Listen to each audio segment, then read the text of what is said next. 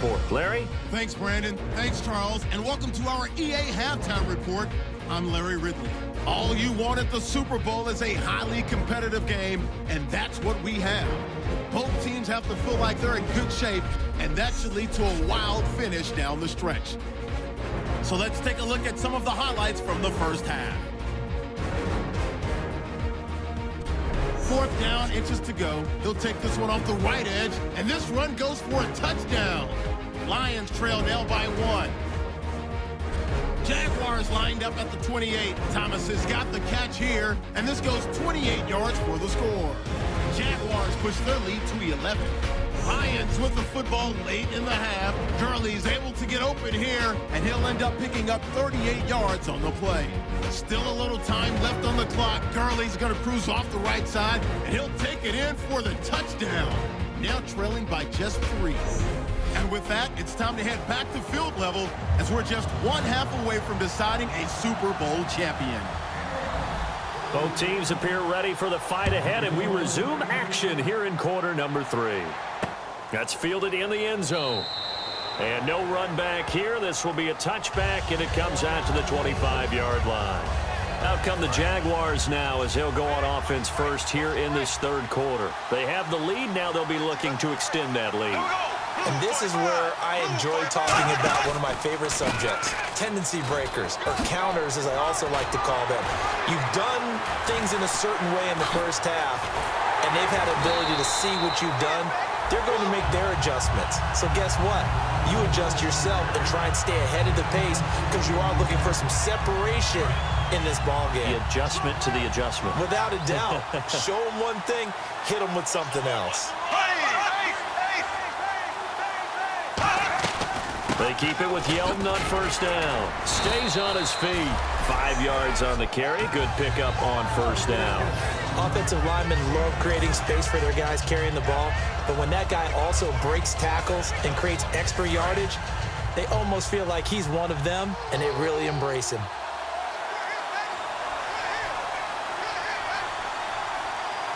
Yeldon, the lone running back. He's going to get the football. And they'll be inside the 25 now at the 24. They get 6 on the pickup there as the drive will continue. And that's a nice pickup of a first down on that 2nd down run. And at that yardage gained, they can run that play on any down.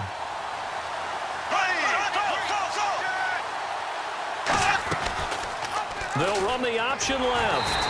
And he stopped immediately there. Just a yard on the first down carry, so it's 2nd and 9. And 3rd quarter here, you've got the lead. This is where that strong run game can really benefit you. Stayed in bounds there, kept the clock going. I like all the points you just made there. And if you throw the football and it's incomplete. Yeldon fighting. He lost the football. And his guys are going to get the football at the 23-yard line. Often on fumbles, you look at the guy who caught.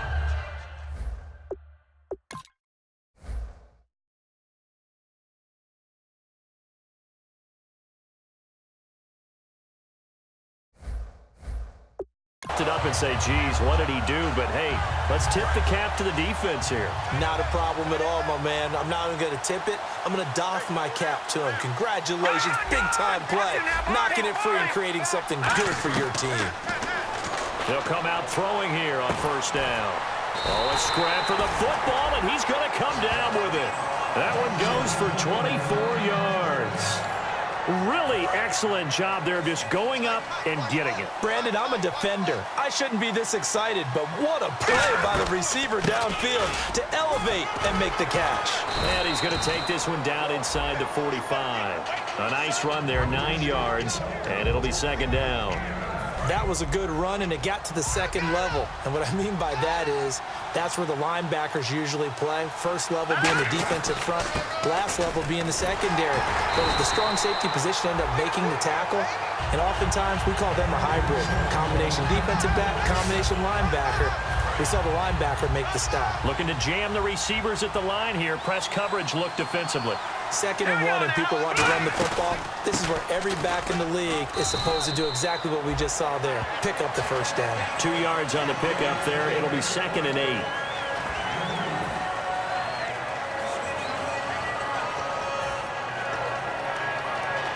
Second down, 8.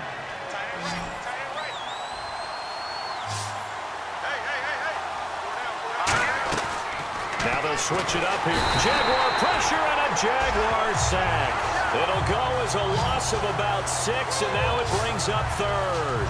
And that's the second sack of the game, but this player, disruptive in all phases, whether he's going upfield, coming underneath, you name it. He's a big-time guy you have to block. Out of the gun now on third down. Escaping the pressure right. It's a short one here, complete to his tight end. And he gets it down to the 32. It's a gain of 9 yards. And that'll bring up fourth down. And for the second time tonight, his field goal unit comes out here. He was true on his first. This a tough one from 49 yards away. And this one looks good. It is good. Right down the pipe. And that's going to tie things at 20.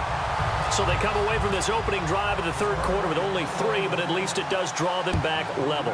And that has to be job one. A touchdown certainly would have been nice. But here, you get back on even terms, and now you've got the rest of the second half to try and get yourselves in front. T.J. Yeldon working his way back out onto the field. And after a sluggish start, he's really bounced back. The numbers bear that out. And you're a baseball guy, partner. How many at-bats over the course of a baseball season? Oh, boy, 4 in a game. Yeah, about the 4 in a game. 4 times 162. 350 or so, right? Sometimes it takes a while for a guy to get going. That's my point. It's not the first few carries. You don't worry about that. As they go along, get that guy lathered up, get those blocking assignments down. Those 2-yard gains turn into bigger gains as the game moves along. Bortles going to give to Yeldon. And some room to work. And all the way down to the 26. It's a big play for the Jaguars.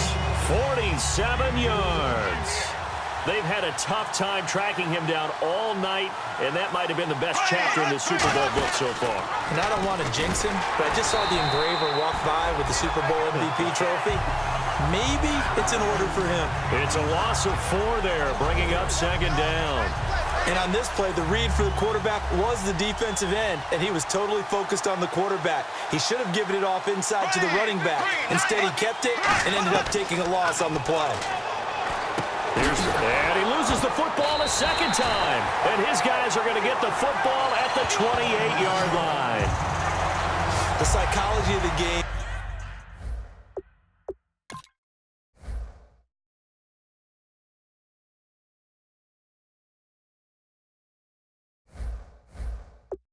Never ceases to amaze me because you would think there would never be a fumble from what we hear from coaches all the time, right? And how much they practice not fumbling. Practice it, preach it, talk about it all the time. You would think no one would ever turn it over. Yet they are humans out there running around.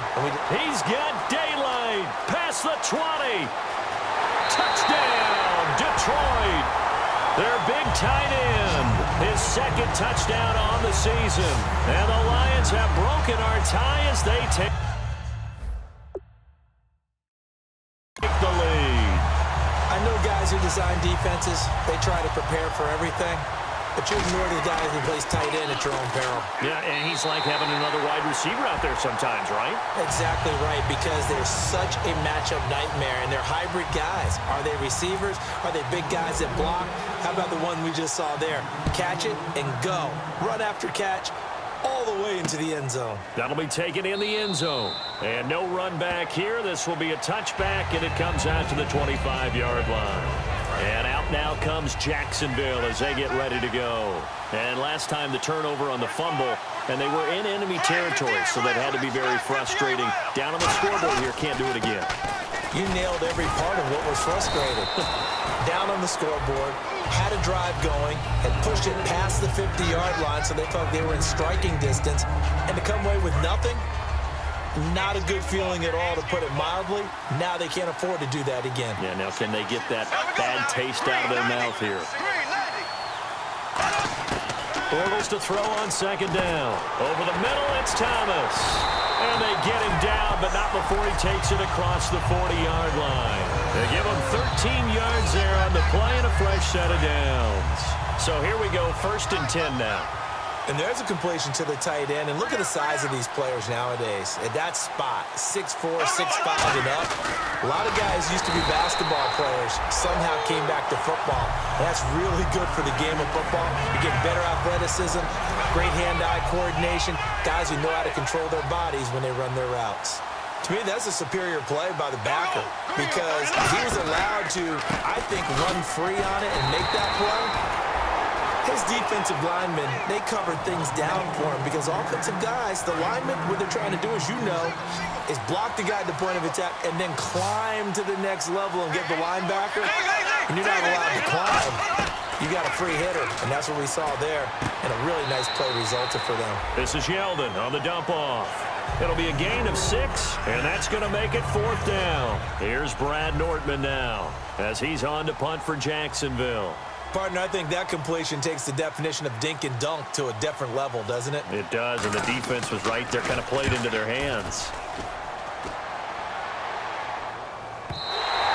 And a little too much mustard on that one. It hits a couple yards into the end zone. A missed opportunity there maybe to pin them back. And Detroit getting set to go now. And following that long touchdown pass, a one-point drive last time. See if the defense, you know they're ready. They don't want that to happen again. And you would have thought they would have been ready the last time. That's true. That's what you work on all the time. Make sure that no one gets behind you. That's the cardinal sin of defense, not giving up the long pass. They did. Let's see how they adjust. Out of the gun, they'll look to throw. Looking left side, he's got it, complete. There he goes, left side. Touchdown, Detroit. Their dangerous wide receiver, 77 yards. And the Lions add on to their lead. In order to lead in a game, you're going to get plenty of contributors, but that's his second touchdown catch of this game. He's one of the key guys in this one. And you better believe he'll be looking for the hat trick here as this one continues to go. After the touchdown, out is Prater to kick. That's fielded in the end zone. Some might have returned that one. He won't. He'll go down to a knee, and they'll start the drive from the 25. And out now comes Jacksonville as they get ready to go. And with this deficit, you can't have too many more drives like the last drive where you had to punt it away.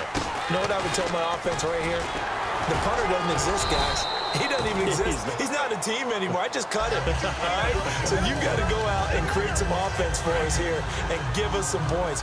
No way does that guy get on the field on this drive. Poor punter. Yeah, it wasn't his fault. But, hey, listen, there's got to be casualties at times. We're trying to win a game.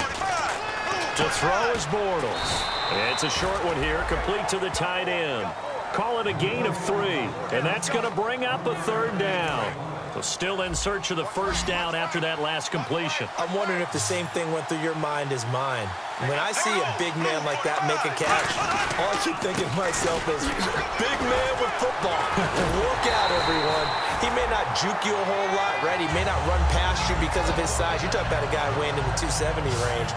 But, boy, once he gets his mitts on the